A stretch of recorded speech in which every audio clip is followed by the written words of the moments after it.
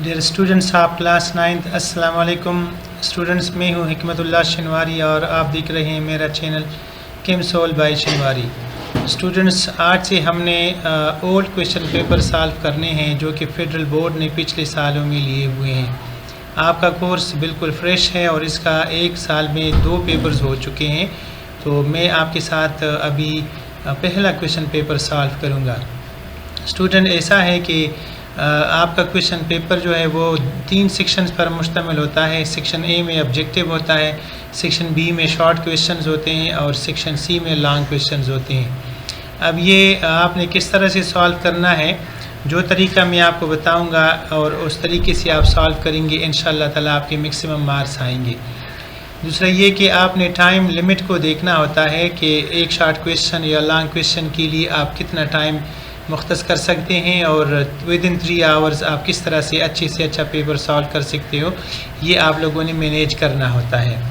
ठीक है। अच्छा, तो सबसे पहली तो बात यह है कि जिस वक्त मैं आपके साथ अब ये वीडियो बनाऊंगा और आप ये वीडियो देख रहे होंगे, तो आप लोगों ने करना ये है कि अपने साथ अपनी बुक रखनी है, एक आपने पेंसिल रखना है और कोई नोटबुक रखना है। तो इस तरीके से आप लोग मेरे पॉइंट्स आप जो है ना मेरे पॉइंट आप नोट कर सकते हो। दूसरी बात यह है कि जहाँ जहाँ पर आपको चीज़ समझनी हो तो वहाँ पर आपने इस वीडियो को पॉज करना है, रोकना है और फिर आपने टेक्स्ट जो है ना वो मेरे साथ पढ़ना है। जो टेक्स्ट मैं यहाँ पर सॉल्व करूँगा तो आपने उसी तरह से करना होगा। ठीक है। स्टूडेंट्स, हमारा पहला क्वेश्चन है क्वेश्चन नंबर 2 पार्ट 1 और उसमें ये कह रहे हैं कि a student has added HCl into sodium carbonate solution। एक स्टूडेंट ने HCl लिया है और इसको सोडियम कार्बोनेट सोल्यूशन में मिक्स किया है। बबल्स वर ऑब्जर्व्ड, इसने बबल्स देखे थे। आइडेंटिफाई द गैस इवॉल्व्ड, आपने सबसे पहले जो काम करना है वो ये करना है कि आपने ये देखना है कि कौन सी गैस जो है ना इस दौरान इवॉल्व हो चुकी है। इसी तरह से दूसरा है राइट बैलेंस केमिकल इक्वेशन, आपने इसके लिए बैलेंस केमिकल इक्वेशन भी लिखना है। तो 2 यहाँ पर आपसे डिमांड किए जा रहे हैं। अभी हम एक एक करके इसको सॉल्व करेंगे। आंसर जब आप लिखेंगे तो सबसे पहले आपने लिखना है कि the evolve gas is carbon dioxide. कोई भी कार्बोनेट, जैसे सोडियम कार्बोनेट हो गया या कोई भी कार्बोनेट, जब आप लोग किसी एसिड के साथ ट्रीट करते हो तो इसमें कार्बन डाइऑक्साइड गैस लाजमी निकलती है, क्योंकि जितनी भी कार्बोनेट्स हैं वो कार्बन डाइऑक्साइड गैस रिलीज़ करते हैं। लिहाजा जो गैस इवॉल्व हुई है that is carbon dioxide gas और इसका फार्मूला CO2 है। आपने इसका फार्मूला CO2 लिखना होगा। ठीक है। इसके बाद next, right balance chemical equation. Balance chemical equation लिखने के लिए आप लोगों को फार्मूले आने चाहिए। तो ऊपर क्वेश्चन के अंदर सोडियम कार्बोनेट का फार्मूला गिवन है और वो है Na2CO3, ये इसका फार्मूला है। HCl भी गिवन है, HCl का फार्मूला है HCl यानी HCl। और इससे जो प्रोडक्ट्स बन रहे हैं ये आप लोगों को समझने होंगे। उसमें पहला जो प्रोडक्ट बनता है वो है सोडियम क्लोराइड और दूसरी जो गैस रिलीज़ हो रही है that is carbon dioxide gas. Similarly इसमें वाटर जो है ना वो भी प्रोड्यूस हो जाता है। तो इसको फिर आपने ऐसे बैलेंस करना है कि यहाँ पर आपने 2 लिखना है। 2 लिखने से ये इक्वेशन मुकम्मल तौर पर बैलेंस हो जाएगा। इसी तरह से सोडियम क्लोराइड के सामने भी आप लोगों ने 2 लिखना है। ये 2 लिखने से इसका बैलेंसिंग हो जाता है और आपका जो क्वेश्चन है वो मुकम्मल तौर पर सॉल्व हो जाता है। इस तरह से आप इंशाअल्लाह ताला इसी 3 मार्क्स जो है ना वो हासिल कर सकते हैं। उसके बाद आता है आर से मुराद ये होता है कि हर क्वेश्चन के 2 पार्ट्स होते हैं और इसमें चॉइस होता है। इसका जो दूसरा पार्ट है वो ये है कि draw the structural formula of C4H10। C4H10 given है, ये एक हाइड्रोकार्बन है और कहते हैं कि इसका स्ट्रक्चरल फार्मूला आप ड्रा करें। नेक्स्ट क्वेश्चन पूछ रहे हैं कि is it a saturated solution hydrocarbon और इट इज़ अनसैचुरेटेड हाइड्रोकार्बन। इनमें से क्या है, ये सैचुरेटेड हाइड्रोकार्बन है या अनसैचुरेटेड हाइड्रोकार्बन है। तो सबसे पहले तो आप लोगों ने ये देखना है कि इसमें कार्बन जो है ना वो 4 हैं और हाइड्रोजन जो है ना इसमें कितने हैं, 10 हैं। तो इसके ऊपर जो फार्मूला अप्लाइड होता है वो अप्लाई होता है CnH2n, ठीक है, और +2 ये फार्मूला इसके ऊपर अप्लाई हो जाता है। तो ये आप लोगों ने अपने कोर्स में पढ़ा हुआ है कि CnH2n जो है ना +2 ये अल्केन्स का फार्मूला है, और अल्केन जो है ना ये सैचुरेटेड हाइड्रोकार्बन होते हैं और उसमें जो है ना C सिंगल बॉन्ड्स हुआ करते हैं। तो आप लोगों ने इसका पहले जो सॉल्व करना है वो इसका स्ट्रक्चर लिखना है। तो स्ट्रक्चर जो मैंने ड्रा किया है वो इस तरह से ड्रा किया है कि C के उसके बाद है सिंगल बॉन्ड C, फिर सिंगल बॉन्ड C, फिर सिंगल बॉन्ड C। 4 जो कार्बन्स हैं इनको आप लोगों ने सिंगल बॉन्ड के ज़रिए से जोड़ना है, और बाकी इसके साथ आप लोगों ने हाइड्रोजन अटैच करने हैं। इस तरह से इसका स्ट्रक्चर मुकम्मल हो जाता है और इंशाअल्लाह ताला आपको इसके मुकम्मल मार्क्स मिल जाते हैं। नेक्स्ट इसके अंदर जो है वो है कि इसका ये जवाब देना है कि ये सैचुरेटेड हाइड्रोकार्बन है या अनसैचुरेटेड हाइड्रोकार्बन है। तो इस फार्मूले के मुताबिक ये एक सैचुरेटेड हाइड्रोकार्बन है, इसलिए कि इसमें तमाम के तमाम जो कार्बन कार्बन बॉन्ड्स हैं these are all single bonds. Next हमारा जो क्वेश्चन है वो है क्वेश्चन नंबर 2 का पार्ट 2 सेकंड क्वेश्चन। वो कहता है कि राइट रिलेटिव चार्ज। सबसे पहले आपने क्या करना है कि आपने रिलेटिव चार्ज लिखना है। किस चीज़ का लिखना है? Of an electron, of a proton and neutron. Electron, proton और न्यूट्रॉन के आपने रिलेटिव चार्ज लिखने हैं। सिमिलरली रिलेटिव मास लिखना है। आपने मासेस भी लिखने हैं और आपने जो है ना वो चार्जेस भी लिखने हैं। तो आइए अब हम इसको सॉल्व करते हैं। इसका आंसर लिखते हुए आप लोगों ने ये करना है कि आपने एक टेबल बनाना है और इस टेबल में आप लोगों ने जो है हर चीज़ का जो है ना एक सेक्शन बनाना है। जैसे आपने लिखना है पार्टिकल, उसके बाद आपने लिखना है रिलेटिव चार्ज और उसके बाद लिखना है रिलेटिव मास। ये 3 कॉलम बन जाते हैं। पहला आपने लिखना है इलेक्ट्रॉन, उसका जो चार्ज होता है वो -1 हुआ करता है और इसका जो मास होता है वो 1/1836 AMU के बराबर होता है। AMU जो है ना एटॉमिक मास यूनिट को कहा जाता है। ये एक वेरी स्मॉल यूनिट है जो कि एटम के मास के लिए इस्तेमाल होता है। अब इस इलेक्ट्रॉन का जो AMU में जो मास बनता है 1/1836 बनता है। इसके बाद है प्रोटॉन आपने लिखना है और इसका चार्ज आपने +1 लिखना है क्योंकि उसके ऊपर +1 चार्ज होता है। सिमिलरली इसका जो मास आपने लिखना है वो लिखना है 1 AMU। इसके बाद आपने लिखना है न्यूट्रॉन्स। न्यूट्रॉन का चार्ज 0 होता है बिकॉज दीज आर न्यूट्रल्स और इसका जो मास होता है that is also equal to 1 AMU। तो इस तरह से आपने इस क्वेश्चन को सॉल्व कर दिया और इंशाल्लाह इसके पूरे नंबर आपको मिलेंगे। इसके बाद इसका दूसरा पार्ट है और वो ये है कि gave any 3 differences between metals and non metals. Non metal और मेटल में कोई भी 3 जो है ना आपने 3 डिफरेंसेस लिखने हैं। तो कोई भी डिफरेंस आप लिख सकते हो। आंसर ये है कि आपने यहाँ पर भी एक कॉलम बनाना है और इस कॉलम को आप लोगों ने फिल करना है with the properties of metals. तो पहली प्रॉपर्टी ये है कि these are good conductor of electricity. Metals जो होते हैं वो गुड कंडक्टर ऑफ इलेक्ट्रिसिटी हुआ करते हैं। नॉन मेटल क्या है? These are bad conductors of electricity. जबकि जो नॉन मेटल्स हैं वो बेड कंडक्टर ऑफ इलेक्ट्रिसिटी हुआ करते हैं। इसी तरह से आपने मेटल की दूसरी प्रॉपर्टी लिखनी है दीज आर डक्टाइल। इनको जो है ना हम वायर्स में कन्वर्ट कर सकते हैं। नॉन मेटल के बारे में आपने लिखना है कि दीज आर ब्रिटल। तो ये सेकंड डिफरेंस हो जाएगा। सिमिलरली जो मेटल्स हैं they have higher melting points. इनका जो मेल्टिंग पॉइंट होता है वो निस्बतन हायर होता है और जो नॉन मेटल्स हैं their melting point is a lower. जो नॉन मेटल्स होते हैं इनकी मेल्टिंग पॉइंट्स आम तौर पर लो मेल्टिंग पॉइंट्स हुआ करते हैं।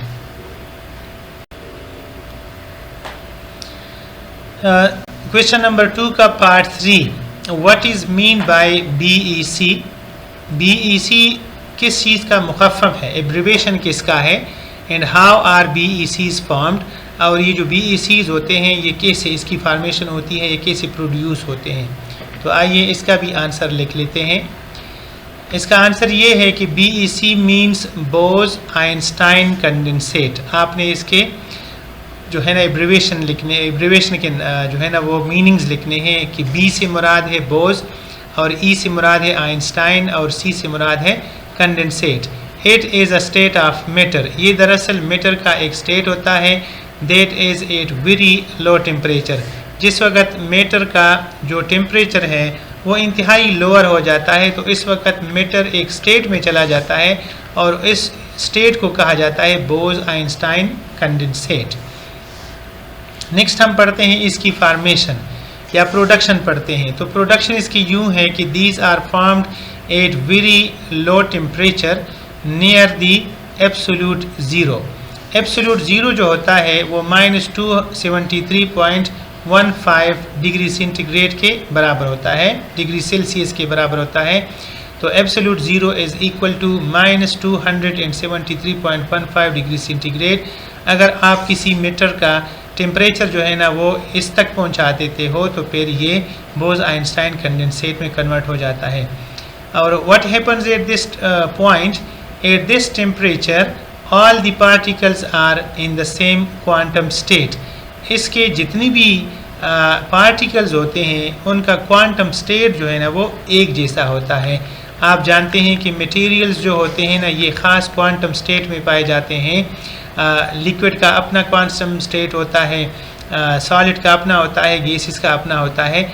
और जबकि बोज आइंस्टाइन कंडेंसेट में के दौरान या उस स्टेट के अंदर जितनी भी उनके पार्टिकल्स होते हैं उनका क्वांटम स्टेट एक ही होता है, सेम क्वांटम स्टेट या सेम एनर्जी लेवल पर ये पाए जाते हैं। नेक्स्ट हमारा है और है और उसके बाद इसका दूसरा सेक्शन है। तो दूसरा सेक्शन कहता है कि how the sum of oxidation numbers in given polyatomic ions is equal to the charge on the ion.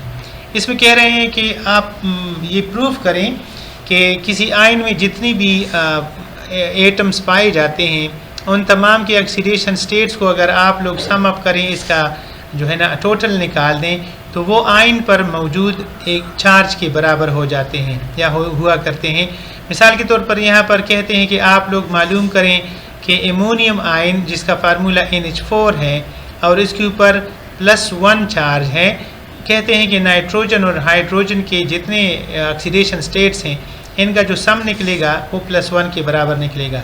इसी तरह से कार्बोनेट्स जो हैं, कार्बोनेट का जो फार्मूला है वो है CO3 और इसके ऊपर जो चार्ज है वो है -2 चार्ज।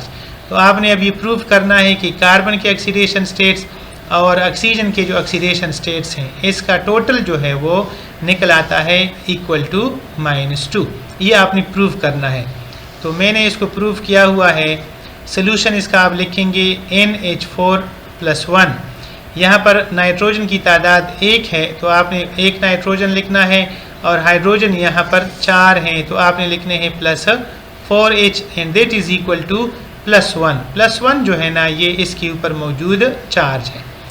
तो नाइट्रोजन का ऑक्सीडेशन स्टेट -3 हुआ करता है और हाइड्रोजन का ऑक्सीडेशन स्टेट +1 हुआ करता है या सिंपल 1 हुआ करता है। अब आपने लिखना है -3 फॉर नाइट्रोजन और 4 × 1 for 4 hydrogen atoms and that is also equal to 1। उसके बाद आपने ब्रैकेट ओपन करने हैं तो -3 आ जाएगा और 4 1s are 4 आ जाएगा। इसके बाद आपने +4 और -3 को जो जब आपने सब्ट्रैक्ट करना है 4 में से 3 तो इसका आंसर निकल आता है +1 और राइट हैंड साइड पर भी +1 है। तो इसलिए जो लेफ़्ट हैंड साइड है इसका, लेफ़्ट हैंड साइड ये बराबर हो जाता है किस चीज़ के, राइट हैंड साइड के। और इससे प्रूव हो जाता है कि the sum of oxidation numbers जो है ना in a given polyatomic ions is equal to its charge. दूसरा जो हमारा एग्जाम्पल है वो है कार्बोनेट का। तो कार्बोनेट में आप लोग देख सकते हो 1 कार्बन है और 3 ऑक्सीजन हैं और इसका चार्ज -2 है। तो अब आप लिखेंगे 1 carbon +3 oxygen is equal to -2। Carbon का जो ऑक्सीडेशन स्टेट यहाँ पर है वो है +4 और ऑक्सीजन का जो ऑक्सीडेशन स्टेट है वो है -2। तो अब आप लिखेंगे +4 + 3 × -2। इसका आंसर निकलता है +4 - 6 और +4 और -x का जो सब्ट्रैक्शन है वो बराबर होता है -2 के। दूसरी तरफ जो इसका राइट हैंड साइड है उसके ऊपर भी है -2। Hence it is prove that left hand side is equal to right hand side, and thus it is proved that the sum of oxidation numbers in a given polyatomic ions is equal to the charge on the given ion. Students, इसके बाद next जो हमारा है वो है question number 2 का part 4। ठीक है, इसका पार्ट 4 है और वो कह रहा है कि what is mean by green house effect. Green house effect से क्या मुराद होता है। In list any 2 green house gases. आपने डिफिनेशन भी लिखना है किस चीज़ का, ग्रीन हाउस इफेक्ट का, और साथ में 2 गैसेस के नाम भी आप लोगों ने लिखने होंगे। तो आइए अब इसको सॉल्व करते हैं। आंसर आपने लिखना है the earth absorbs the radiations of the sunlight and send back to the atmosphere. Earth जो है वो सनलाइट की जितनी भी रेडिएशंस होते हैं वो उनको एब्जॉर्ब कर लेता है, चाहे लो पावर के हों या हाई पावर के हों, और फिर इसको सेंड बैक यानी वापस भेजता है किसकी तरफ, एनवायरनमेंट की तरफ या एटमॉस्फेयर की तरफ। These radiations are absorbed by the green house gases that causes an increase in atmospheric temperature. अब जो गैसेस जो रेडिएशंस अर्थ जो है ना वापस इमिट कर देता है, तो फिर these are absorb by the green house gases. Green house gases इनको एब्जॉर्ब कर लेते हैं और इस तरह से एनवायरनमेंट का जो टेम्परेचर है वो इंक्रीज़ कर जाता है। This is called green house effect. ये जो इंक्रीज़ इन टेम्परेचर है इसको कहा जाता है ग्रीन हाउस इफेक्ट, इसको कहा जाता है। So it was the definition. Next आप लोगों ने 2 गैसेस के नाम लिखने हैं जो कि ग्रीन हाउस गैसेस कहलाते हैं। उनमें से जो पहला है वो है कार्बन डाइऑक्साइड, और जो दूसरी गैस है that is called methane gas. इस तरह से आपका सवाल जो है ना मुकम्मल हो जाता है। इसके बाद फिर इसका दूसरा पोर्शन है और दूसरे में कहते हैं कि draw and label the reaction pathway diagram of an exothermic और endothermic reaction showing the activation energy reactants and products. यहाँ पर आप लोगों ने इस सवाल को कैसे सॉल्व करना है, आपने एक डायग्राम बनाना है जिसके अंदर आप लोगों ने ये शो करना है कि एक्टिवेशन एनर्जी क्या होती है, रिएक्टेंट्स कहाँ पर किस लेवल पर होते हैं और प्रोडक्ट्स जो है ना वो किस लेवल पर होते हैं। तो मैंने इसका रिएक्शन पाथवे जो है ना एक डायग्राम के ज़रिए से वो शो किया हुआ है, आप लोग इसको अभी देख सकते हो। डियर स्टूडेंट्स, अब आपने इस डायग्राम के अंदर देखना है कि हमारे यहाँ जो एंडोथर्मिक रिएक्शन होता है उसमें आपने कैसे सॉल्व करना है। तो आपने सबसे पहले एक ग्राफ ड्रा करना है जिसमें एक आपने ड्रा करना है वाई एक्सिस और दूसरा जो है ना वो आपने ड्रा करना है एक्स एक्सिस। ठीक है, तो वाई एक्सिस पर आप लोगों ने एनर्जी प्लॉट करनी है, जबकि जो एक्स एक्सिस है इस पर आपने रिएक्शन पाथ जो है ना उसको प्लॉट करना है, और ये एक एंडोथर्मिक रिएक्शन है। तो रिएक्टेंट्स को आप लोगों ने इस लेवल पे शो करना है, जबकि प्रोडक्ट्स को आप लोगों ने थोड़ा सा अपर लेवल पे शो करना है, क्योंकि ये एक एंडोथर्मिक प्रोसेस है और इसमें प्रोडक्ट्स की एनर्जी रिएक्टेंट से ज़्यादा हुआ करती है। ठीक है, तो उसके बाद आप लोगों ने क्या करना है कि एक लाइन ड्रा करनी है, जिस तरह की आप लोगों को ये ग्रीन लाइन नज़र आ रही है, इस तरह की लाइन ड्रा करनी है। अब आप लोगों ने जहाँ से रिएक्टेंट स्टार्ट किए हैं और इस ग्रीन लाइन का जो पीक है यहाँ तक आपने एक और लाइन ड्रा करनी है, और यहाँ पर आपने इसको शो करना है कि this is called their activation energy. तो एक्टिवेशन एनर्जी इसकी बराबर है जितना इस लाइन की हाइट है। वो एक्टिवेशन एनर्जी गेन कर लेते हैं, पीक पॉइंट पे चले जाते हैं, कम्प्लेक्स बना लेते हैं, और इसके बाद जो है ना वो एनर्जी फिर से रिलीज़ करते हैं और डाउनवर्ड आते हैं, और डाउनवर्ड आकर प्रोडक्ट का जो लेवल है इस पर आकर ठहर जाते हैं, या मतलब है कि उनकी फार्मेशन हो जाती है। तो इस वक्त इनकी एनर्जी जो है वो रिएक्टेंट से ज़्यादा होती है। ये एक पाथ वे है for the process of an endothermic reaction. ठीक है, कोई भी एंडोथर्मिक रिएक्शन होगा तो उसमें रिएक्टेंट्स लोअर लेवल और प्रोडक्ट्स अपर लेवल पर हुआ करते हैं। इसके बाद हमारा क्वेश्चन नंबर 5 है, what are the sources of nitrates and phosphates found in water, why are they considered harmful. कहते हैं कि जो वाटर के अंदर पाए जाते हैं नाइट्रेट्स और फास्फेट्स, ये कहाँ से आते हैं, और नंबर 2 ये हार्मफुल क्यों होते हैं। तो इसका आंसर आपने लिखना है, सबसे पहले लिखना है sources of the nitrate. Nitrates are released into the water stream due to the excessive use of fertilisers by the farmers. जो हमारे किसान भाई होते हैं वो जो फर्टिलाइजर्स इस्तेमाल करते हैं उसके अंदर नाइट्रेट्स पाए जाते हैं, वो रिलीज़ हो जाते हैं हमारे वाटर की तरफ। दूसरा जो है वो फास्फेट्स हैं, these are agricultural run off like fertilisers and manures. जो मैन्योर होते हैं, खाद होते हैं, नेचुरल होते हैं, और साथ में जो सिंथेसाइज्ड या सिंथेटिक फर्टिलाइजर्स होते हैं उनके अंदर जो है वो फास्फेट्स पाए जाते हैं और वो रिलीज़ हो जाते हैं जिस वक्त हमारे फार्मर्स खेतों को ये फर्टिलाइज़र देते हैं ताकि फसल अच्छी तरह से उग सके। दूसरा इसका जो है सेक्शन बी है, और सेक्शन बी में अब जो सेक्शन आ रहा है, क्वेश्चन पूछा जा रहा है वो ये है, what is mean bye substitution reaction. Substitution reaction जो है वो क्या होता है, right a chemical equation for halogenation of methane. आप एग्जाम्पल के तौर पर हेलोजनेशन ऑफ मीथेन जो है ना वो लिख लें, ये क्वेश्चन के अंदर डिमांड है। तो पहला इसका पोर्शन है, a reaction in which an atom is replaced by another atom or group of atoms is called substitution reaction। ऐसा कोई भी रिएक्शन कि जिसमें किसी एटम को एक और एटम या ग्रुप ऑफ एटम जो है वो रिप्लेस करें, इस प्रोसेस को कहा जाता है substitution reaction. It is called a substitution reaction. अब इसके बाद हम इसका केमिकल इक्वेशन लिखेंगे क्लोरीनेशन ऑफ मीथेन के लिए कि क्लोरीन और मीथेन मिलकर क्या बनाते हैं। तो यहाँ पर मैंने इसका इक्वेशन लिखा है, CH4 + Cl2 gives CH3Cl and HCl। CH4 जो है मीथेन का फार्मूला है, Cl2 जो है ये क्लोरीन का फार्मूला है, इसमें बन जाता है CH3Cl जिसको हम क्या कहते हैं, मिथाइल क्लोराइड। इसका नाम होता है मिथाइल क्लोराइड या क्लोरोमीथेन भी आप इसको कह सकते हो, ये होता है, और साथ में जो है ना वो HCl बन जाता है। Question number 2 part 6, what are halogens. Simple सा सवाल है कि हेलोजेंस क्या होते हैं। State the general trends observe down this group in density and reactivity. Density इसकी कैसे इंक्रीज या डिक्रीज होती है डाउन द ग्रुप, और इनकी जो है इनका जो रिएक्टिविटी है वो किस तरह से डाउन द ग्रुप इंक्रीज या डिक्रीज हो रही होती है। आपने ये सारा कुछ लिखना है। तो सबसे पहले आप लोगों ने डिफिनेशन ऑफ हेलोजेंस लिखना है कि हेलोजेंस क्या होते हैं। These elements are group in group number 17 or group number 7A of the periodic table and these are called halogens.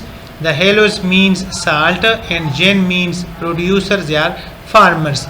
तो so the halogens are called salt formers. ये आमतौर पर जब मेटल के साथ रिएक्शन कर लेते हैं तो साल्ट बनाते हैं। जैसे मिसाल के तौर पर सोडियम ले लें आप, और इसको आप लोग जो है किसी भी हेलोजन, जैसे कि फॉर एग्जांपल क्लोरीन है, क्लोरीन हेलोजन के साथ आप इसको रिएक्ट करा दें तो आप देखेंगे कि इसमें सोडियम क्लोराइड बन जाता है, जिसको हम कॉमन साल्ट कहते हैं, जिसको हम आम इस्तेमाल किया करते हैं।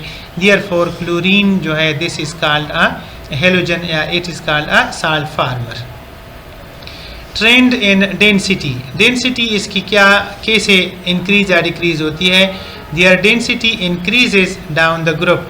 जितना हम नीचे जाते हैं, डाउन द ग्रुप जाते हैं, तो इनकी डेंसिटी बढ़ती चली जाती है। मिसाल के तौर पर आयोडीन की जो डेंसिटी होगी वो ग्रेटर होगी ब्रोमीन से, और ब्रोमीन की ग्रेटर होगी क्लोरीन से, और क्लोरीन की ग्रेटर होगी फ्लोरीन से। ठीक है ना, फ्लोरीन से इसकी डेंसिटी ग्रेटर होगी। इसके बाद है trend in reactivity. There reactivity decreases down the group. इनकी जो रिएक्टिविटी है वो डाउन द ग्रुप डिक्रीज होती है। तो इसलिए हम कह सकते हैं कि फ्लोरीन जो है ना ये सबसे हाई रिएक्टिव होता है क्लोरीन से, और क्लोरीन की रिएक्टिविटी फिर ज़्यादा होती है ब्रोमीन से, और ब्रोमीन की जो रिएक्टिविटी है वो ज़्यादा होती है आयोडीन से। आयोडीन सबसे लीस्ट है, और फ्लोरीन जो है ना हाईएस्ट इलेक्ट्रोनेगेटिव एलिमेंट है। इसके बाद नेक्स्ट इसका जो पोर्शन है ना वो कुछ यूं है कि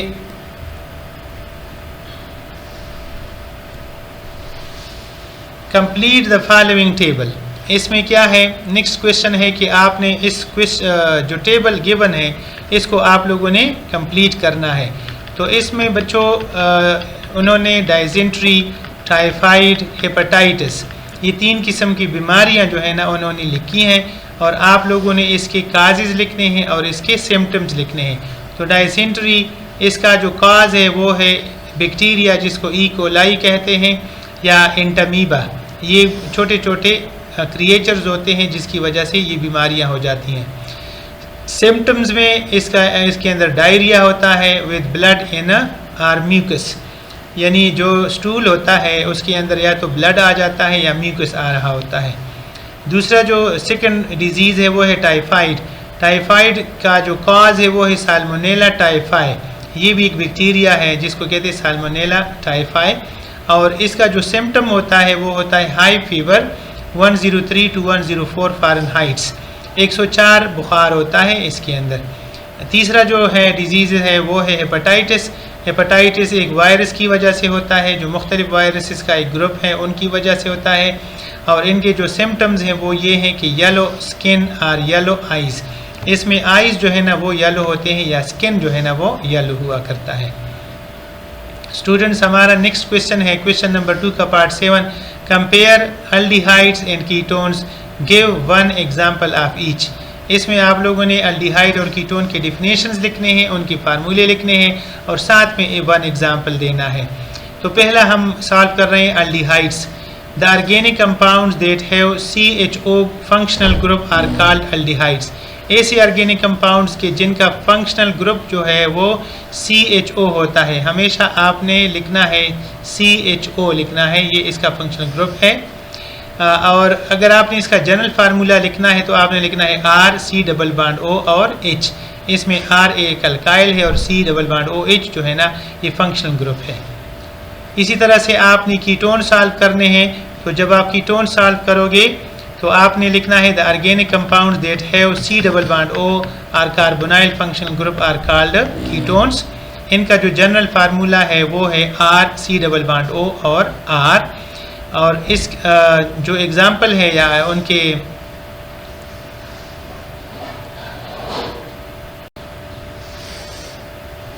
अब आप लोगों ने इनके एग्ज़ाम्पल्स लिखने हैं। तो मिसाल के तौर पर अभी मैं किसी भी अल्डिहाइड को लिखता हूँ तो अल्डिहाइड का जो एग्ज़ाम्पल है वो है फॉर एग्ज़ाम्पल CH3 C+OH। ठीक है जी, ये इनका एग्ज़ाम्पल है। और इसका जो नाम होता है वो होता है एसिड अल्डिहाइड। इसका नाम होता है एसिड अल्डिहाइड। ये आपने इसका नाम और स्ट्रक्चर लिखना है। जो कीटोन्स हैं, कीटोन्स का जो एग्ज़ाम्पल है वो सिंपल कीटोन है जिसको कहते हैं CH3 C+O एंड CH3। दोनों तरफ आपने CH3 लिखना है और इनका जो नाम है दैट इज़ कॉल्ड एसीटोन। इसका नाम क्या है? इसका नाम है एसीटोन। तो बच्चों आप लोगों ने ये एग्ज़ाम्पल साथ में लिखने होंगे। इसके बाद R है और R से मुराद ये है कि नेक्स्ट इसका जो पार्ट है ना वो आप लोगों ने वो सॉल्व करना है। तो मैं आपके साथ जो दूसरा पार्ट है उसको भी शेयर करता हूँ, आपने कैसे इसको देखना है। How many electrons are found in the valence shell of group number 1 and group number 7। Group 1 बहुत आसान है, ग्रुप नंबर 7 बहुत आसान है। इसमें कितने number of valence shell electrons होते हैं? What kind of ions do they form? किस तरह के आयन्स ये बनाते हैं? Give one example of each. तो आपने नंबर ऑफ इलेक्ट्रॉन लिखना है, आपने आयन्स लिखने हैं और साथ में कोई एग्जांपल लिखना है। तो for example answer number 1 group 1। Group 1 में जो वैलेंस इलेक्ट्रॉन्स होते हैं वो 1 होते हैं। They form cations. ये क्या बनाते हैं? केटाइंस बनाते हैं। और पॉजिटिव आयन्स या पॉजिटिव आयन्स बनाते हैं। और इनका जो एग्जाम्पल है वो है सोडियम +1 आयन। ठीक है, ये पहला आपका सॉल्व हो गया। इसके बाद कहते हैं कि ग्रुप नंबर 7 से जाहिर है कि the valence electrons are equal to 7। इसके अंदर 7 वैलेंस इलेक्ट्रॉन्स होते हैं। They form anions or negative ions, ये क्या बनाते हैं? नेगेटिव आइंस बनाते हैं। और इनका जो कॉमन एग्जांपल है वो है Cl नेगेटिव यानी क्लोराइड का आयन। ये जो है ना किसका होता है? ग्रुप नंबर 7 का होता है। तो इस तरह से आपको मुकम्मल मार्क्स मिलेंगे। इसकी भी 1.5 मार्क्स होंगे और इसकी भी 1.5 मार्क्स होंगे। इंशाल्लाह ताला आपको दोनों मिलेंगे। हमारा नेक्स्ट जो पार्ट है वो है state the physical change observed by adding water to copper sulphate, also write reversible balance chemical reaction. कहते हैं कि आप लोग ऐसा कर लें कि जब हम कॉपर सल्फेट में वाटर ऐड कर लेते हैं तो वाटर ऐड करके क्या होता है, यानी उसके अंदर कौन सी फिजिकल चेंज आती है, और साथ में आपने ये बताना है कि इसका बैलेंस केमिकल इक्वेशन कैसे बनता है। तो देखिए, physical change, the colour of the copper sulphate changes from white to blue. पहले जो कॉपर सल्फेट होता है वो वाइट कलर का होता है और उसके बाद इसका कलर ब्लू बन जाता है। इसका आपने इक्वेशन लिखना है तो सबसे पहले लिखना है CuSO4 कॉपर सल्फेट प्लस आपने लिखना है 5H2O, 5 वाटर के मालिक्यूल आपने ऐड करने होते हैं और इसमें जो प्रोडक्ट बनता है वो होता है CuSO4 और डॉट 5H2O। 5H2O इसमें ऐड हो जाते हैं। पहले इसका कलर वाइट होता है और बाद में इसका कलर क्या हो जाता है? ब्लू बन जाता है। और नेक्स्ट क्वेश्चन है right at least one source of. आपने सोर्सेज लिखने हैं, किसके लिखने हैं? कार्बोहाइड्रेट का सोर्स लिखना है, प्रोटीन का लिखना है और लिपिड्स का लिखना है। तो इसके लिए भी आप लोगों ने इसी तरह से टेबल बनाकर सोर्सेज के नाम आप लोगों ने लिखने हैं। तो पहला हमारा है कार्बोहाइड्रेट और इनका जो सोर्स है, the source is what? The source is a sugar, या आप कुछ भी लिख सकते हो। इसमें पोटैटो लिख सकते हो आप, मिसाल के तौर पर इसमें जो है ना पोटैटो भी लिख सकते हो, ये भी इसका बहुत बड़ा सोर्स है। प्रोटीन्स हैं, प्रोटीन के लिए आप लिखेंगे मीट सबसे ज़्यादा जो है ना प्रोटीन का बड़ा सोर्स है। इसी तरह आप लोग एग्स भी लिख सकते हो, आप लोग जो है ना मिल्क भी लिख सकते हो। लिपिड्स का जो सबसे बड़ा सोर्स है वो है बटर के अलावा आप जो है ना कोई भी एडिबल ऑयल जो है ना वो लिख सकते हो कि ऑयल भी इसके बहुत मेजर सोर्सेज हैं। नेक्स्ट हमारा जो क्वेश्चन है, question number 9, what is chemical equilibrium? State the conditions for a reversible reaction to reach equilibrium in a closed system. आपने इक्विलिब्रियम का डिफिनीशन लिखना है, ठीक है, और आपने कंडीशंस ऑफ इक्विलिब्रियम लिखने हैं। तो सबसे पहले हम लिखते हैं इसका definition, the state of a reversible chemical reaction when the rate of forward reaction is equal to the rate of reverse reaction, that is called chemical equilibrium. जब रिवर्सिबल रिएक्शन में फॉरवर्ड रिएक्शन का rate reverse reaction के या backward reaction के rate के बराबर हो जाता है, इस स्टेट को कहा जाता है केमिकल इक्विलिब्रियम। आपने ये फुल डिफिनीशन लिखना है और उसके बाद आप लोगों ने एक एग्जांपल लिखना है, जिसे आपने लिखना है N2 + 3H2। यहाँ पर आप लोगों ने डबल एरो लगाना है और साथ में आगे लिखना है 2NH3, यानी इसमें अमोनिया की प्रोडक्शन होती है। ये एक रिवर्सिबल रिएक्शन है और मोस्ट कॉमन रिवर्सिबल रिएक्शन है। कंडीशन जब आपने लिखने हैं, number 1, the reaction must be reversible. जब आप ये करना चाहते हो तो जो रिएक्शन है वो रिवर्सिबल होना चाहिए। The system must be closed, जो कंटेनर है ये क्लोज कंटेनर होना चाहिए। It should be a close container. The temperature, the pressure and the concentration must be constant. इस दौरान जो टेम्परेचर है, जो कंसनट्रेशन है और जो प्रेशर है वो कांस्टेंट रहने चाहिए, तब जाकर इक्विलिब्रियम जो है ना वो इस्टेब्लिश होगा। अदरवाइज फिर इसमें चेंज आएगा और ये या तो आगे जाएगा या पीछे आएगा। और इसका नेक्स्ट पोर्शन है, differentiate between a strong acid and a weak acid by explaining their dissociation in aqueous solution. Give one example of each. आपने स्ट्रॉन्ग एसिड और वीक एसिड का डिफरेंस लिखना है with respect to their dissociation in water. तो इसका answer है strong acid, the acid which dissociates 100% in aqueous solution. For example hydrochloric acid, यानी ऐसा एसिड जो कि 100% डिसॉल्व हो जाए वाटर में, उसको कहा जाता है स्ट्रॉन्ग एसिड। और एग्जांपल में जो मोस्ट कॉमन है वो है HCl। इसके अलावा आप लोग जो है ना HNO3 भी लिख सकते हो, यानी नाइट्रिक एसिड भी लिख सकते हो। इसके अलावा आप लोग जो है ना वो H2SO4 भी लिख सकते हो, जिसको हम सल्फ्यूरिक एसिड कहते हैं।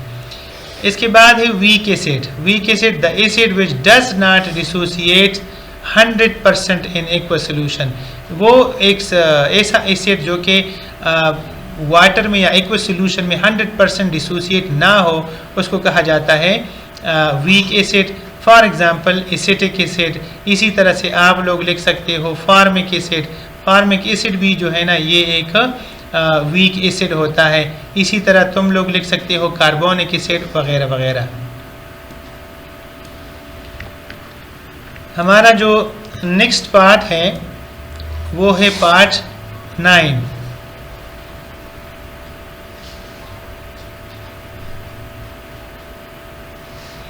पार्ट 9 में पूछते हैं what is mole, calculate the number of moles in 48 gram of ozone and 14 gram of nitrogen gas.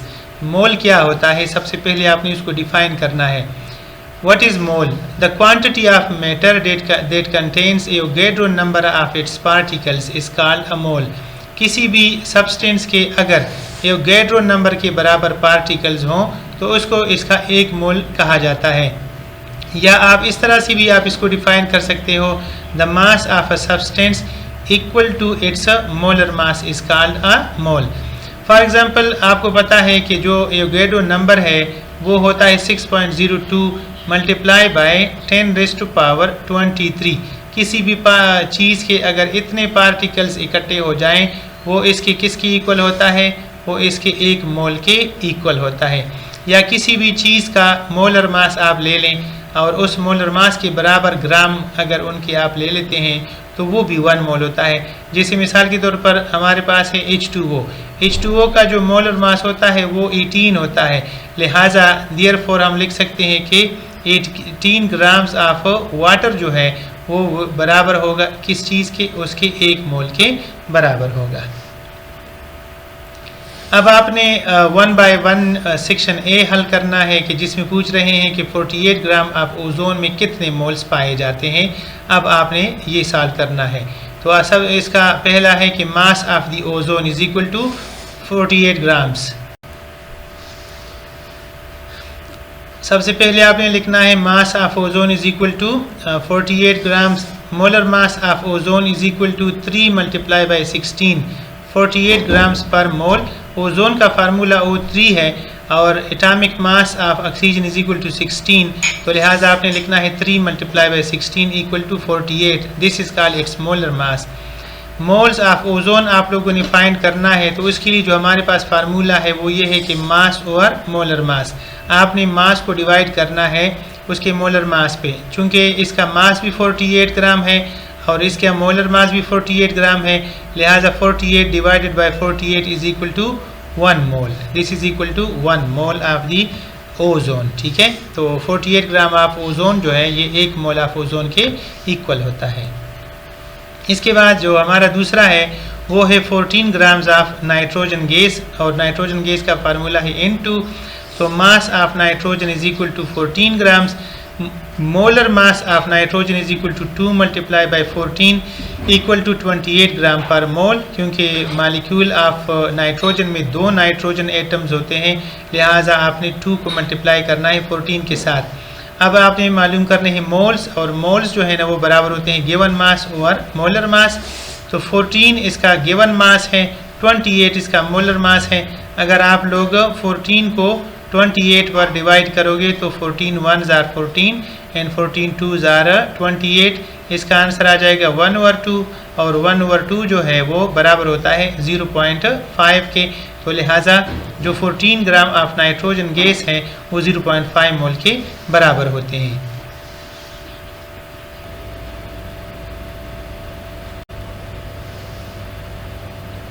Students, इसके बाद इसका अगला पोर्शन है और वो ये है कि what kind of reaction occurs in respiration reaction. Respiration के दौरान किस किस्म का रिएक्शन होता है, गिव इट्स अ रिएक्शन या गिव इट्स अ इक्वेशन। यहाँ पर जो सही वर्ड है वो इस्तेमाल होना चाहिए इक्वेशन, कि इसका आप लोगों ने क्या लिखना है, आप लोगों ने लिखना है इसका इक्वेशन लिखना है।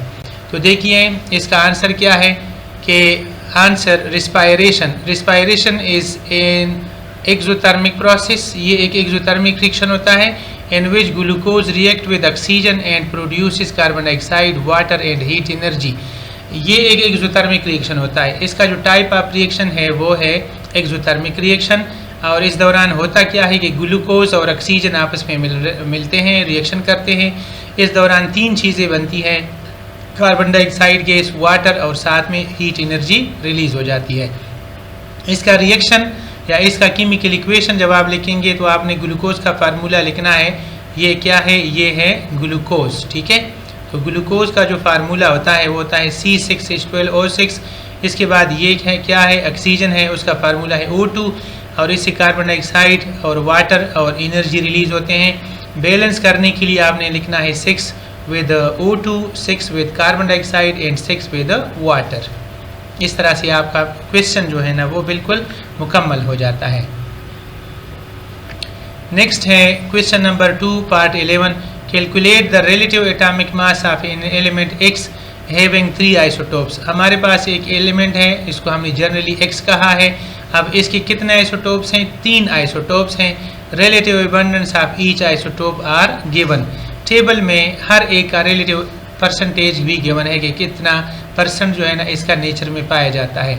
हमारे पास जो गिवन टेबल है उसके मुताबिक हमारा जो पहला जो हमारा फर्स्ट आइसोटोप है उसको हम कहते हैं आइसोटोप A, और इसका एटॉमिक मास जो होता है, एटॉमिक मास इसका 12 होता है, जबकि इसका जो एटॉमिक नंबर है वो 6 है।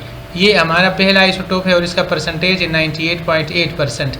दूसरा जो आइसोटोप है वो है B, जिसका एटॉमिक नंबर है 6 और इसका मास नंबर 13 है और इसका परसेंटेज 1.1% है। सिमिलरली कार्बन इसका जो तीसरा है वो है C, इसका आइसोटोप जो मास है वो है 14 और जबकि इसका एटॉमिक नंबर है 6 और इसका जो परसेंटेज है वो 0.009% के बराबर है। तो बच्चों आप लोगों ने जब भी रिलेटिव एटॉमिक मास मालूम करना हो तो आप लेकिन फार्मूला इस्तेमाल करना होता है जिसके अंदर आपने मेंशन करना है आइसोटोपिक मासेस और परसेंटेजेस। तो फर्स्ट आइसोटोप का atomic mass multiply by percentage, second isotope का isotopic mass multiply by its percentage, third का isotopic mass multiply by its percentage. तो यहाँ 12 जो है ना आइसोटोपिक मास ऑफ फर्स्ट है, 98.8 इसका परसेंटेज है, 13 सेकंड का है, 1.1 इसका परसेंटेज है, 14 जो है वो थर्ड का है और इसका परसेंटेज 0.001% है। आपने इसको आपस में मल्टीप्लाई करना है। तो जब हम 12 को 98.8 पर के साथ मल्टीप्लाई करते हैं तो इसका आंसर आता है 1186.8। जब हम 13 को 1.1 से मल्टीप्लाई करते हैं तो इसका आंसर आता है 14.3 और जब 14 को हम 0.01% से मल्टीप्लाई करते हैं तो इसका आंसर आता है 0.014। तो इन तमाम को आपस में फिर आप लोगों ने प्लस करना है और प्लस करने के बाद इसका आंसर आता है 1200.314। फिर आपने इसको डिवाइड करना है 100 पे।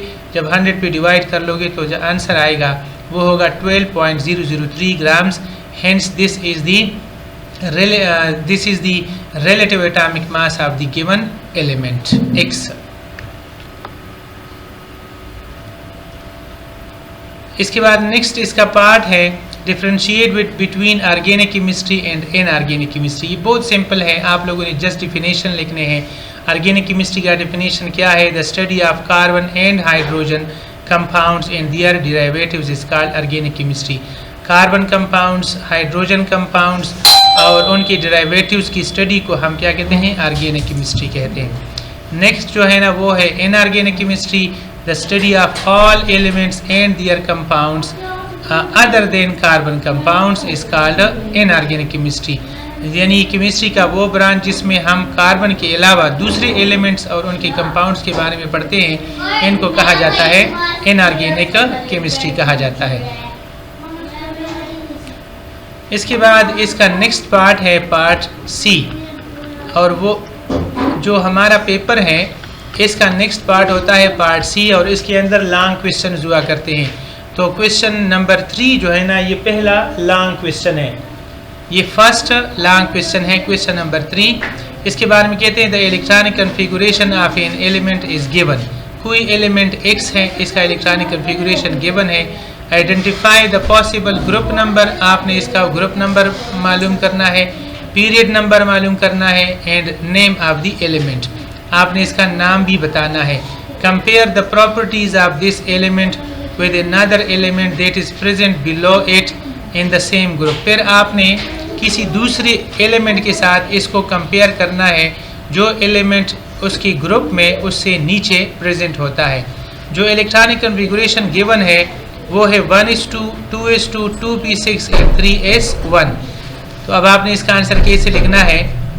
The answer is electronic configuration is 1:2, 2:2, 2p6, 3s1। ये तो पेपर में गिवन है। पीरियड इसका कैसे फाइंड करना है? आपने इलेक्ट्रॉनिक कन्फिगुरेशन के अंदर लिखना है कि कहाँ पर सबसे बिगर या सबसे highest principal quantum number given है। यानी इसमें यहाँ पर 1 है, यहाँ पर 2 है, यहाँ पर भी 2 है, और आखिर में क्या है? 3 है। तो 3 से मुराद ये है कि इसका जो सबसे लार्जेस्ट क्वांटम नंबर है वो 3 है। शेल नंबर जो लास्ट शेल है इसका 3rd शेल है, मीन्स कि इसके अंदर 3 शेल्स पाए जाते हैं, इसलिए इसका जो ताल्लुक है वो 3rd पीरियड के साथ होगा। इट्स पीरियड इज 3, इसका पीरियड क्या है? 3rd है, because its highest principal quantum number is 3। यहाँ पर इलेक्ट्रॉनिक कन्फिगुरेशन के अंदर जो सबसे बिगर नंबर है वो 3 है, लिहाजा इसका पीरियड नंबर होगा 3। ग्रुप का कैसे आप लोग फाइंड कर सकते हो? ग्रुप इस तरह से फाइंड होता है कि सबसे लास्ट शेल में उसके टोटल कितने इलेक्ट्रॉन्स हैं। अब इस इलेक्ट्रॉनिक कन्फिगुरेशन के मुताबिक जो गिवन है, जो यहाँ पर पेपर में गिवन है, इसके मुताबिक इसका लास्ट शेल जो है ना वो 3rd है, और इसमें सिर्फ और सिर्फ एक इलेक्ट्रॉन मौजूद है। तो इट्स ग्रुप इज़ 1। अब इसका ग्रुप जो है ना क्या होगा? 1 होगा या 1a होगा। रोमन में आपने 1a लिखना है, because there is only 1 electron, its a last और 3rd शेल। इसके आखिरी शेल में क्या है?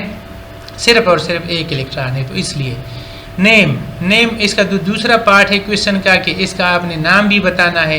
तो नाम इसका क्या है? सोडियम है, और इसका सिंबल जो है ना वो है Na।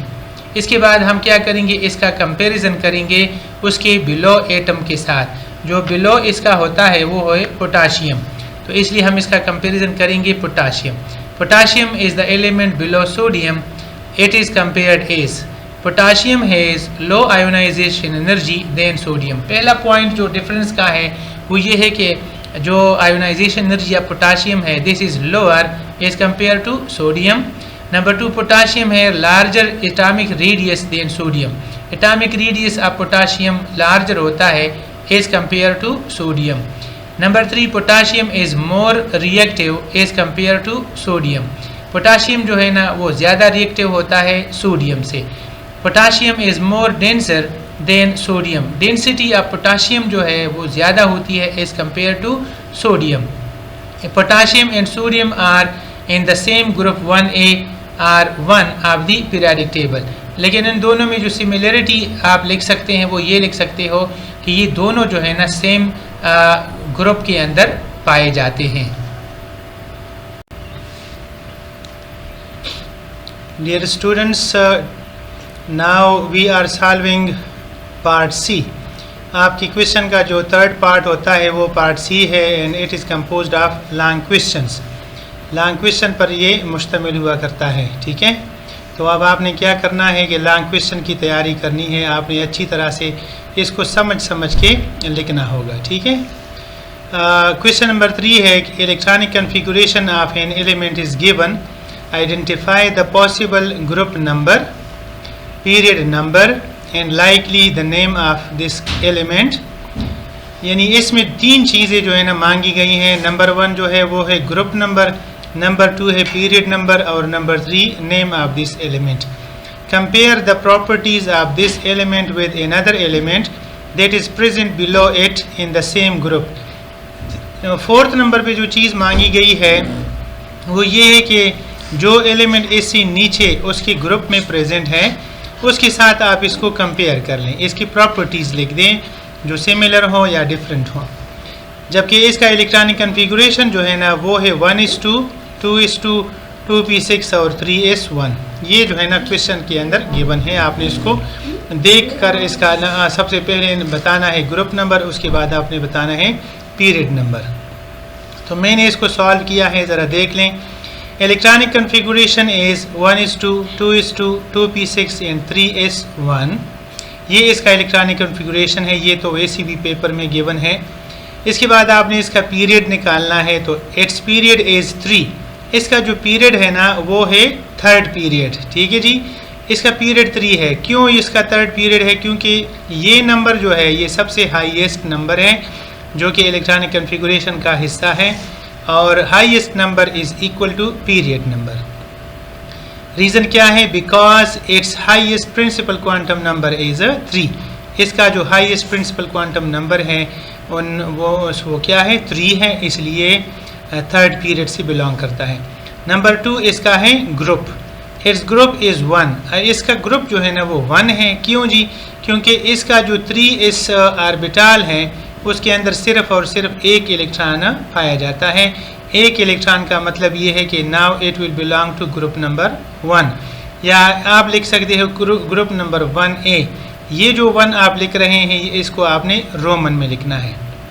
तो जो 1A होता है आपने इसको रोमन 1 और A बताना है और लिखना है। अच्छा, why this is equal to 1? इसका रीज़न है because there is only 1 electron in its last shell या 3rd शेल। इसका जो 3rd शेल है उसमें एक इलेक्ट्रॉन पाया जाता है, इसलिए इसका ग्रुप क्या है? 1 है। नेम, अब नेम की तरफ हम आते हैं तो आपने इसका लिखना है इट्स नेम इज़ सोडियम और इसका सिंबल जो है ना वो है Na। इसका सिंबल Na है और इसका नाम जो है ना वो क्या है? सोडियम है। ठीक है जी। अगला हमारा स्टेप है कंपैरिजन। अब हम इसको कंपेयर करेंगे उसके ग्रुप में मौजूद उस एलिमेंट के साथ जो इसके नीचे प्रेजेंट है, and that element is potassium. Potassium जो है ना ये बिलो सोडियम पाया जाता है। अगर आपने पीरियोडिक टेबल के अंदर देखा हो तो सोडियम जो है ना यहाँ होता है, पोटाशियम जो है ना उसके नीचे होता है, उसके बाद रुबिडियम होता है और उसके बाद सीजियम होता है। ठीक है जी। सोडियम के ऊपर जो है ना वो लिथियम होता है। तो lithium, sodium, potassium, rubidium, caesium ये ग्रुप नंबर 1 के मेंबर्स हैं। अब इसका हम कंपैरिजन लिखते हैं। नंबर 1 कंपैरिजन क्या है कि potassium has low ionisation energy than sodium. पहला पॉइंट है कि सोडियम की आयोनाइजेशन एनर्जी क्या होती है? ज़्यादा होती है और पोटाशियम की आयोनाइजेशन एनर्जी लो होती है। Number 2, potassium has larger atomic size as compare to sodium. Potassium जो है ना चूँकि नीचे प्रेजेंट होता है और जो चीज़ बिलो होती है, नीचे होती है पीरियोडिक टेबल में, उसका एटॉमिक रेडियस ज़्यादा और बड़ा होता है। Number 3, potassium is more reactive as compare to sodium. Potassium की जो रिएक्टिविटी है वो ज़्यादा होती है किससे? सोडियम से। Number 4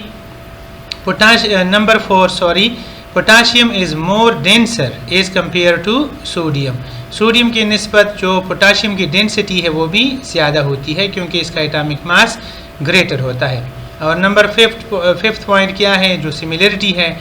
these are in the same group of periodic table and the group is 1A or simply 1। ठीक है, ये दोनों जो है ना कहाँ पर पाए जाते हैं? सेम ग्रुप के अंदर ही पाए जाते हैं। ये उनकी सिमिलरिटी है। इस तरह से इस क्वेश्चन का एक पार्ट मुकम्मल हो जाता है। इसका जो दूसरा पार्ट है वो क्या कहता है कि draw the dot and cross diagram to show the formation of the following compounds, also identify the type of bonding.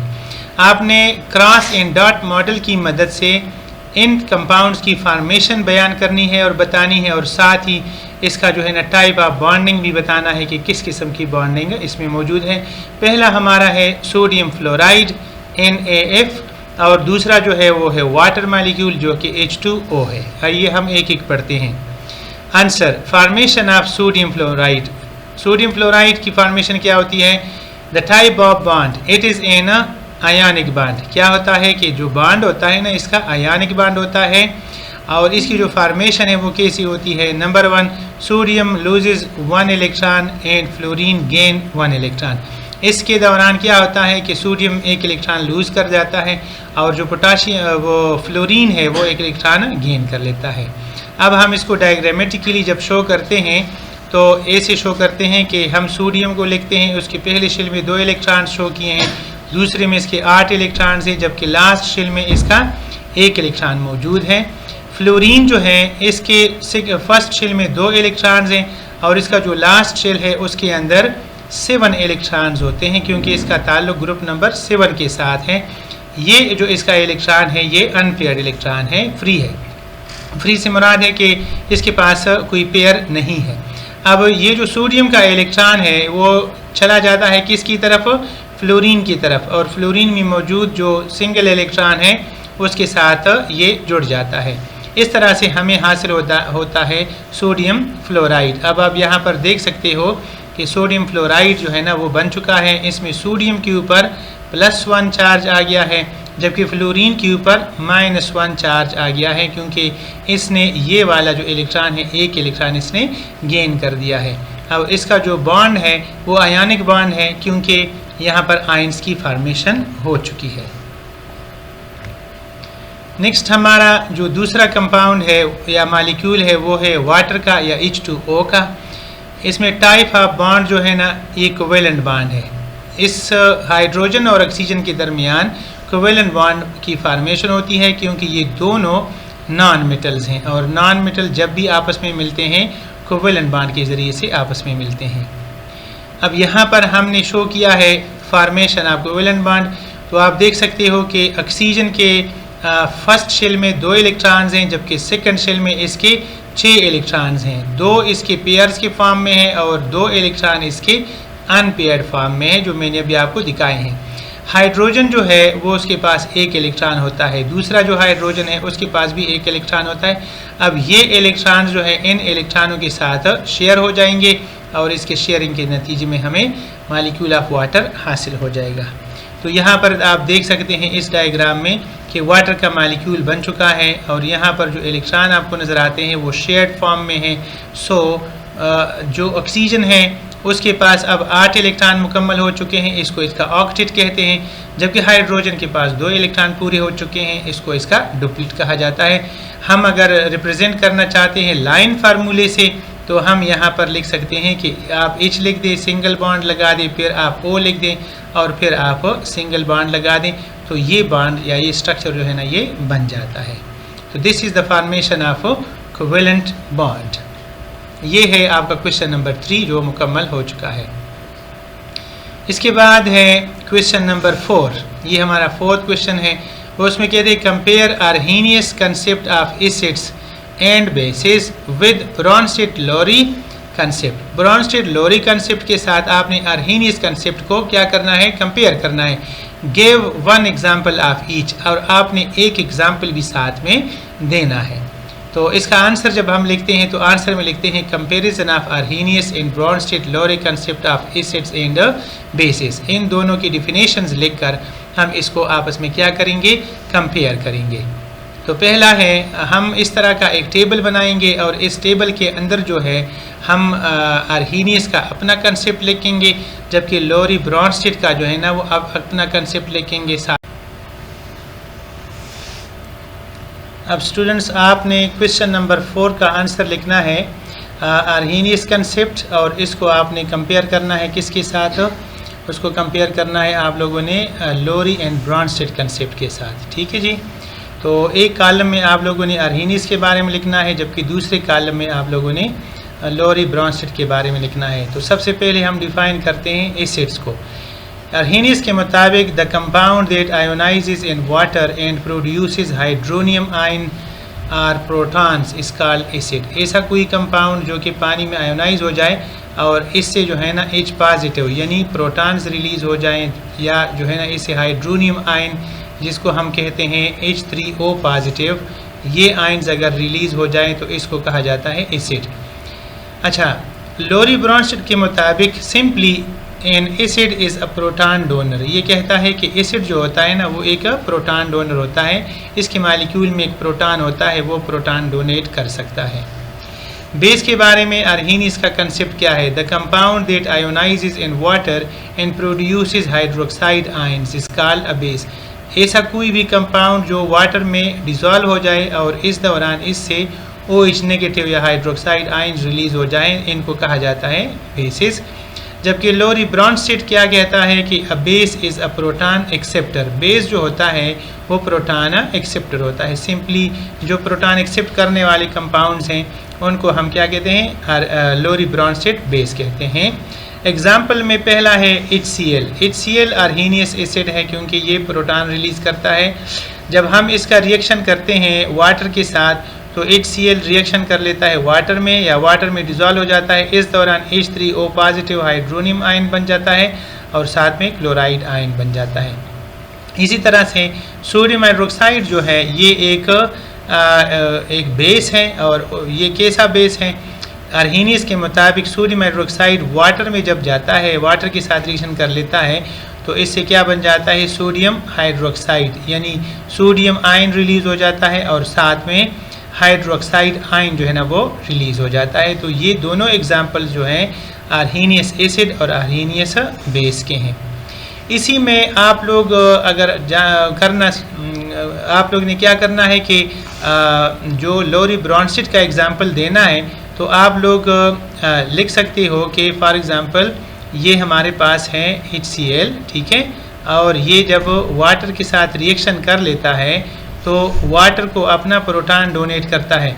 इस तरीके से हमें हासिल हो जाता है एक H3O पॉजिटिव आयन और दूसरा हमें हासिल हो जाता है Cl नेगेटिव आयन। लिहाजा जो HCl है ये एक लोरी ब्रॉन्स्टेड एसिड है। यहाँ पर आप बेस का एग्जाम्पल आप लिखें, इस तरह लिखोगे कि मिसाल के तौर पर NH3 आप लिखेंगे, इसको आप लोगों ने फिर H2O के साथ रिएक्ट कराना है। जब इसका रिएक्शन हो जाता है तो इससे बन जाता है NH4 पॉजिटिव, यानी एमोनियम आयन इसमें पैदा हो जाता है और साथ में जो है ना वो हाइड्रोक्साइड आयन जो है ना वो रिलीज़ हो जाता है। तो चूँकि इस एमोनिया ने वाटर से एक प्रोटॉन एक्सेप्ट करके क्या कर दिया? एमोनियम आयन बना लिया है, लिहाजा हम एमोनिया को लोरी ब्रॉन्स्टेड बेस कहते हैं। इसी तरह और भी बहुत सारे एग्जाम्पल्स आप लोग जो है ना वो लिख सकते हो। यहाँ पर हमारा जो क्वेश्चन नंबर 4 है इसका पार्ट जो है ना वो ख़त्म हो जाता है, बल्कि क्वेश्चन पूरा मुकम्मल हो जाता है। अभी हम आगे जा रहे हैं क्वेश्चन नंबर 5 की तरफ। This is question number 4। Question number 4 में पूछते हैं कि व्हाट आर अल्केन्स, ठीक है ना। अल्केन्स क्या होते हैं? Why are they generally unreactive, ये अनरिएक्टिव क्यों होते हैं? Write any 2 methods of preparation of alkanes along with chemical equations.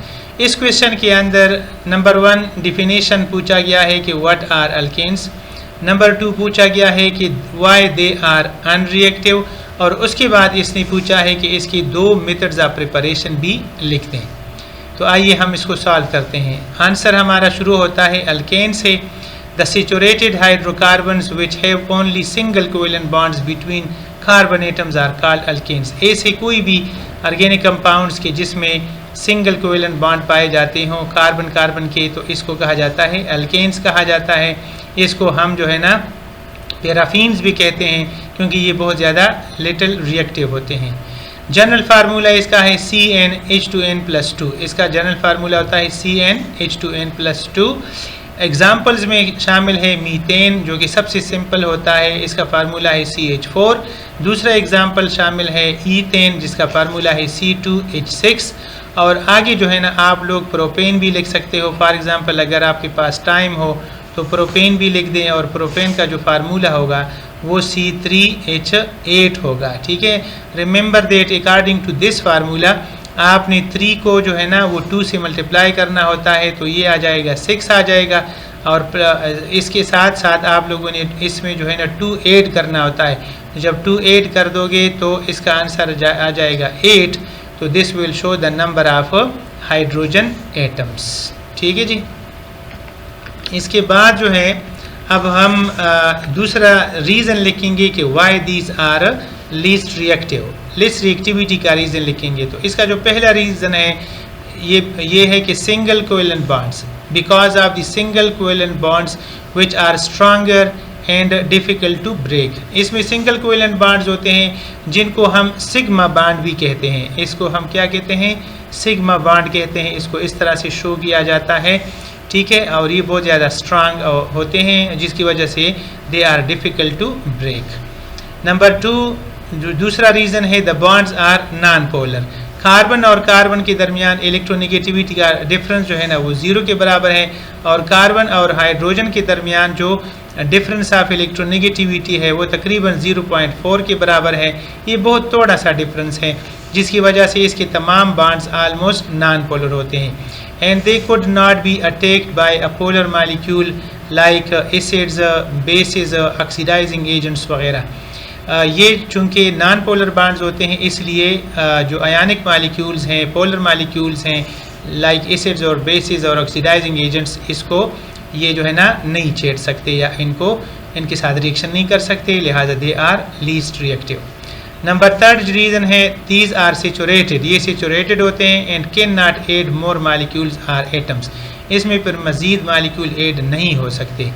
Number 4 they require more heat and sunlight to react, reaction जब करना होता है तो हीट और सनलाइट के बगैर ये रिएक्शन नहीं कर सकते। जैसे कि आपने कभी सुना होगा कि CH4 मीथेन ये जब क्लोरीन के साथ रिएक्ट करता है तो इस दौरान सनलाइट जो है ना इसमें ज़रूरी होता है, सनलाइट जब होगा तो ये रिएक्शन होगा वरना नहीं होगा, और इस दौरान जो है ना इससे आप लोग मिथाइल क्लोराइड और साथ में HCl जो है ना वो प्रोड्यूस कर सकते हो। तो this is the reaction of an alkane with halogen in the presence of sunlight. इससे शो होता है कि इनकी रिएक्टिविटी बहुत कम होती है।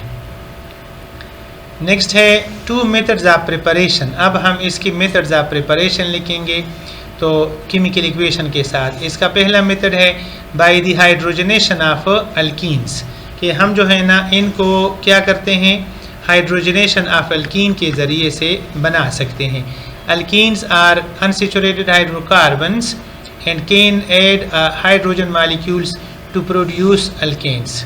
They react with hydrogen in the presence of nickel catalyst at 250 degree C temperature and 200 atmospheric pressure। ये इसकी कंडीशंस हैं, बेसिक कंडीशंस, कि कैटलिस्ट भी प्रेजेंट होगा निकल की सूरत में, टेम्परेचर भी हायर होगा और प्रेशर भी हायर होगा।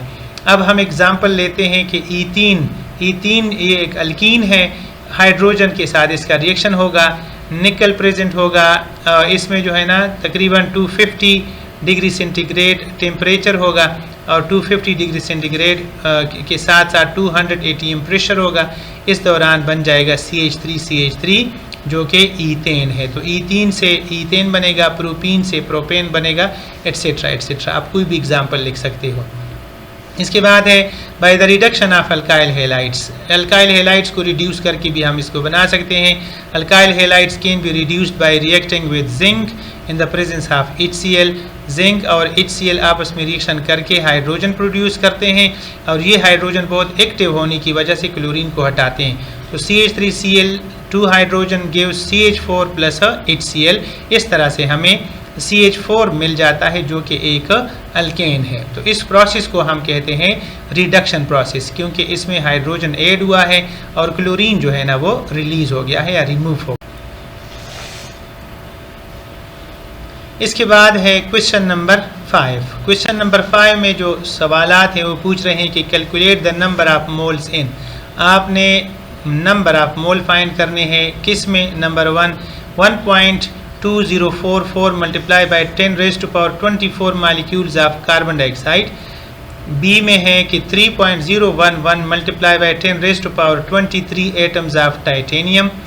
सी में है 3.011 multiply by 10 raised to power 22 molecules of CH2O। यहाँ पर 10 रेज़्ड टू पावर 22 लिखना था, ठीक है, जो कि मिस्टेकनली 1022 लिखा गया है, तो आपने इसको सही लिखना है। डी में क्या है 1.2044 multiply by 10 raised to power 23 atoms of the zinc. इसको हम एक एक करके सॉल्व करेंगे। अब यहाँ पर आपको एक हिंट दिया जा रहा है और वो हिंट ये है कि 1 mole is equal to 6.022 multiply by 10 raised to power 23 particles. किसी भी चीज़ के एक मोल के अंदर इतने पार्टिकल, एवोगैड्रो नंबर के बराबर पार्टिकल्स पाए जाते हैं। तो लिहाजा अब हम सबसे पहला सवाल हल करते हैं। वो क्या है कि 1.2044 multiply by 10 raised to power 24 molecules of CO2। तो अब हम हमारे पास ये एक डेटा गिवन है। इसके बाद हमारे पास मालूमात है हिंट्स के फॉर्म में, वो ये है कि 6.022 into 10 raised to power 23 molecules is equal to 1 mole. ये हमें पता है कि 6.022 into 10 raised to power 23 molecule जो है वो 1 मोल के बराबर होते हैं। तो अगर ये 1 मोल के बराबर हैं तो फिर 1.2044 multiply by 10 raised to power 24 molecules of carbon dioxide, ये कितने मोल्स होंगे। अब आपने क्या करना है कि 1.2044 multiply by 10 raised to power 24 को आपने एवोगैड्रो नंबर पे डिवाइड करना है। 6.022 इंटू 10 रेज़्ड टू पावर 23 से डिवाइड करना है। जब आप इसको डिवाइड करोगे कैलकुलेटर से तो ये 6.022 और 12.044 कैंसिल हो जाएंगे, यहाँ 1 आ जाएगा, यहाँ पर 2 आ जाएगा और यहाँ पर 24 है, नीचे 23 है, ठीक है। यहाँ पर 0.2 आ जाएगा, ठीक है, और यहाँ 23 है, ऊपर 24 है, तो ये कैंसिल हो जाएंगे, तो 1 रह जाएगा, यानी 10 रह जाएगा। 10 को अगर आप 0.2 से मल्टीप्लाई करोगे तो इसका आंसर आ जाएगा 2। Therefore there are 2 moles of carbon dioxide in the given molecules. इसके बाद पार्ट बी है। पार्ट बी में है 3.011 into 10 raised to power 23 atoms of titanium. तो according to the hints 6.022 into 10 raised to power 23 atoms is equal to 1 mole. अगर इतने atoms 1 mole होंगे तो फिर 3.011 multiply by 10 raised to power 23 atoms कितने मोल्स होंगे। इसके लिए आपने 3.011 इंटू 10 रेज़्ड टू पावर 23 को डिवाइड करना है किससे, 6.022 इंटू 10 रेज़्ड टू पावर 23 से। यहाँ पर ही 23 ऊपर लिखा करें, इससे आपने डिवाइड करना है। जब ये कैंसलेशन हो जाएगा तो इसका आंसर आ जाएगा 0.5, क्योंकि 23 कैंसिल हो जाएंगे। 3.011 1 है और 2 से मल्टीप्लाई करोगे तो 2 3 आर 6 एंड 0.022। इस तरह से 1/2 आंसर आता है। 1/2 0.5 के बराबर होता है। आप सिंपली अगर आपने मोल मालूम करने हो तो मोल मालूम करने का सादा फार्मूला ये है कि नंबर ऑफ पार्टिकल्स, जितने पार्टिकल्स गिवन हैं, ठीक है जी, ये उनकी तादाद आप लिखेंगे डिवाइडेड बाय n ने। इसको किससे डिवाइड करोगे, एवोगैड्रो नंबर से। You will get the number of moles. अब हम नेक्स्ट की तरफ जा रहे हैं। पार्ट सी वो है 3.011 multiply by 10 raised to power 22 molecules of CH2O। ये जो CH2O है इसको हम कहते हैं फॉर्मल्डिहाइड। ये जो है ना फार्मलीन कहलाता है या फॉर्मल्डिहाइड कहलाता है, ये ऑर्गेनिक कंपाउंड है। तो 3.011 multiply by 10 raised to power 22 molecules of CH2O। अब हमें पता है कि 6.022 multiply by 10 raised to power 23 molecules बराबर होते हैं 1 मोल के। तो 3.11011 multiply by 10 raised to power 22 molecule पर कितने मोल होंगे। अब फिर बता रहा हूँ कि आपने नंबर ऑफ पार्टिकल्स को यहाँ आप लोगों ने डिवाइड करना होता है किसके ऊपर, एवोगैड्रो नंबर के ऊपर। तो यहाँ पर आप लोग जो है ना 10 रेज़्ड टू पावर क्या लिखेंगे, 22 लिखोगे, और यहाँ पर आप लोग जो है ना 10 रेज़्ड टू पावर यानी 10 रेज़्ड टू पावर 23 आप लोगों ने लिखना है। इस तरह से साफ तरीके से आप लोगों ने लिखना है 10 रेज़्ड टू पावर 23। तो ये कैंसिल हो जाएगा, तो इससे 0.5 आंसर आ जाएगा, इससे 0.5 आंसर आता है। और ये नीचे 23 है, ऊपर 22 है, ठीक है जी। तो फिर ये नीचे जो है ना 10 रह जाता है, इसको हम 10 पर डिवाइड करेंगे तो इसका आंसर 0.05 हो जाएगा। लिहाजा इसका जो फाइनल आंसर निकलता है वो 0.05 मोल निकलता है। कैलकुलेटर की मदद से आप करेंगे तो आपके लिए आसान हो जाएगा। इसी तरह से सेक्शन डी है। सेक्शन डी में कहते हैं कि 1.2044 multiply by 10⁻23 atoms of zinc. तो हमें पता है कि 6.022 into 10⁻23 atoms is equal to 1 mole, ये 1 मोल के बराबर होते हैं। तो फिर 1.2044 multiply by 10⁻23 atoms of the zinc, ये जिंक है, दरअसल गलती से टाइटेनियम लिखा गया है, ये कितने होंगे? आपने फिर से इस नंबर को डिवाइड करना है, किससे? आपने डिवाइड करना है एवोगैड्रो से। बच्चों थोड़ी सी गलती हुई है, यहाँ पर 23 जो है ना आप लोगों ने ऊपर लिखना है और यहाँ इसको भी आप लोगों ने कहाँ लिखना है?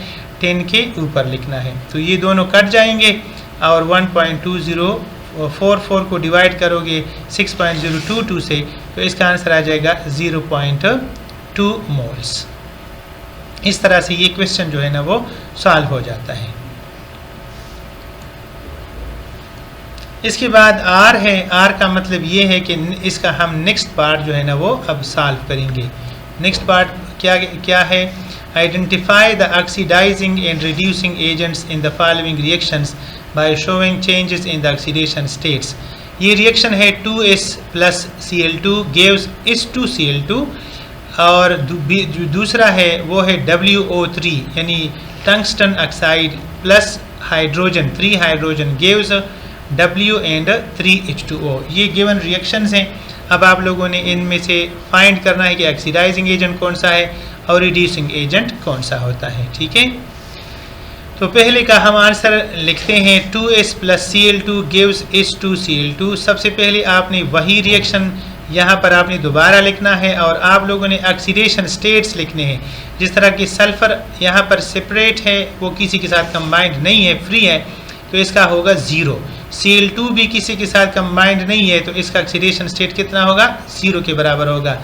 लेकिन यहाँ आकर इधर S2Cl2 में आकर जो हालात या ऑक्सीडेशन स्टेट चेंज हुए हैं तो सल्फ़र का ऑक्सीडेशन स्टेट +1 हो गया है और क्लोरीन का ऑक्सीडेशन स्टेट जो है ना वो -1 बन चुका है। ये दोनों आप लोगों ने इसके ऊपर लिखकर शो करने हैं।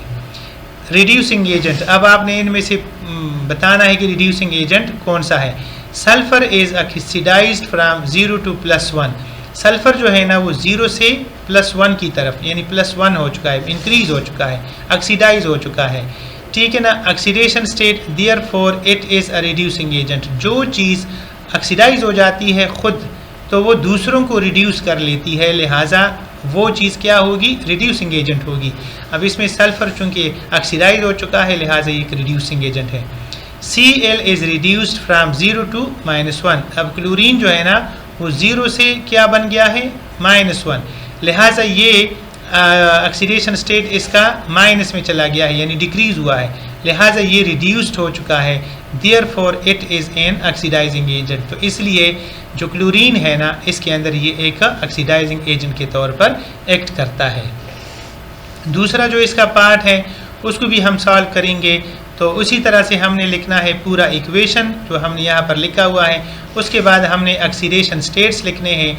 तो ऑक्सीडेशन स्टेट आपको मालूम भी होने चाहिए और साथ ही इसको जो है ना कैलकुलेट भी कर सकते हो। तो W का ऑक्सीडेशन स्टेट +3 है यहाँ पर और ऑक्सीजन का जो ऑक्सीडेशन स्टेट है वो है -2। ये आपको पता होना चाहिए इसके फार्मूले से। इसी तरह 3H2 है, हाइड्रोजन के साथ कुछ कंबाइंड नहीं है, लिहाजा इसका ऑक्सीडेशन स्टेट होगा 0। यहाँ पर जब W अकेला रह गया है और फ्री हालत में आया है तो इसका ऑक्सीडेशन स्टेट जो है ना वो 0 बन चुका है। तो हाइड्रोजन जो है इसका ऑक्सीडेशन स्टेट +1 बन चुका है और ऑक्सीजन का जो ऑक्सीडेशन स्टेट है वो वही है जिस तरह के पहले था। यहाँ पर भी -2 था, यहाँ पर भी -2 है, तो इसमें कोई चेंज नहीं आया है। तो लिहाजा स्टूडेंट्स हमारा जो नेक्स्ट क्वेश्चन है वो है क्वेश्चन नंबर 6। ठीक है, और आप लोगों ने क्वेश्चन नंबर 6 को सॉल्व करना है। उसमें क्या पूछा गया है आइए देखते हैं। पूछा गया है कि what is mean by biomolecules. Name any 3 major types of biomolecules found in human body. For each type of biomolecule write its one major function. ठीक है कि बायोमॉलिक्यूल्स कैसे कहते हैं, नंबर 1. उसके बाद आपने इसका एक एक फंक्शन लिखना है. तो बायोमॉलिक्यूल्स का डिफिनेशन है, biomolecules are those compounds that are found in the bodies of living things like animals and plants. Plants और एनिमल्स के जिस्म के अंदर जितने भी मालिक्यूल्स पाए जाते हैं उन तमाम को हम क्या कहते हैं, बायोमॉलिक्यूल्स कहते हैं. एग्जाम्पल्स क्या हैं? Examples number 1, proteins. Protein is one of the major group of biomolecules. इसका फंक्शन क्या होता है? हेमोग्लोबिन. हेमोग्लोबिन एक प्रोटीन है. It is found in the blood which supply oxygen to all the cells of the body. एक best example of protein जो है वो है हेमोग्लोबिन, और हेमोग्लोबिन जो है वो ऑक्सीजन सप्लाई करता है to the all the cells of the bodies को. दूसरा जो इसका ग्रुप है वो है carbohydrates. The function of the carbohydrates is they provide energy to the body. इसका काम ये होता है कि वो बॉडी को एनर्जी प्रोवाइड करते हैं. तीसरी जो किस्म है वो है विटामिन्स, और इनका जो फंक्शन होता है दे हेल्प इन इम्प्रूविंग और visions like vitamin A. Vitamin A जो है ना हमारी आंखों के लिए बेहतरीन है, इसकी कमी की वजह से नज़र कमज़ोर हो जाती है. So these are the 3 types of biomolecules and similarly their one function. तो यहाँ पर आपका क्वेश्चन नंबर 6 जो है ना वो भी मुकम्मल हो जाता है. Thank you very much for watching my video. बच्चों, आप लोगों ने इस वीडियो की मदद से ये सीखना है कि किस तरह से फेडरल बोर्ड के पेपर सॉल्व किए जाते हैं, उनमें क्या क्या डिमांड होता है और क्वेश्चन को किस तरह से हम अटेम्प्ट करेंगे.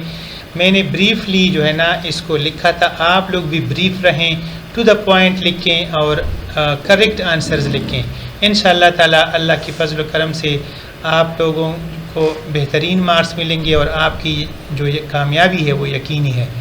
बहुत शुक्रिया, बहुत बहुत आला.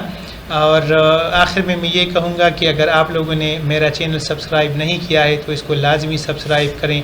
सिमिलरली इस वीडियो को आपने दूसरे स्टूडेंट्स के साथ भी शेयर करना है ताकि बहुत सारे बच्चे जो है ना इससे मुस्तफ़ीद हो सकें. Thank you very much.